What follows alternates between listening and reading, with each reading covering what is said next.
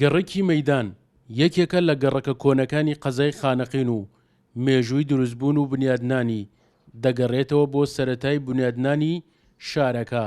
لە ئێستاشدا زیاتر لە 150 خانووی ئەو گەڕەکە کە مێژووی دروستبوونی دەگەڕێتەوە بۆ زیاتر لە 100 ساڵ مەترسی لە ناوچوون و ڕووخانیان لەسرە.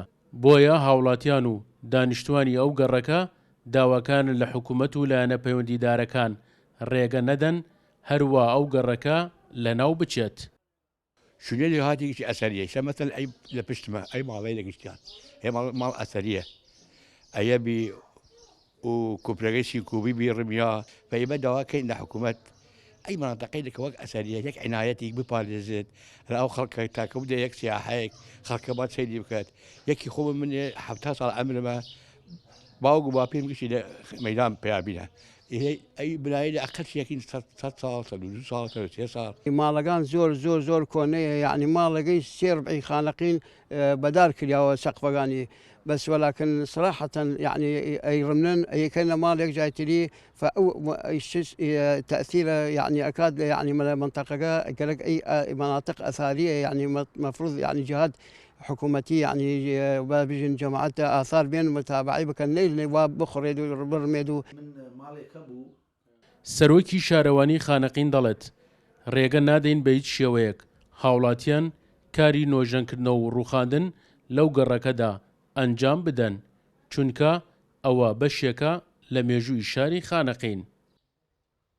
ڕێگەمان نەداوە کە ئەو خانوانە بە هیچ شێوەیەک دەستکاری بکرێت بۆ نوێژەنکردنەوەیان بەپی یاسا ئەبێ لەلایەن لیژنێکی پسپۆڕەوە نوێژەن بکرێنەوە.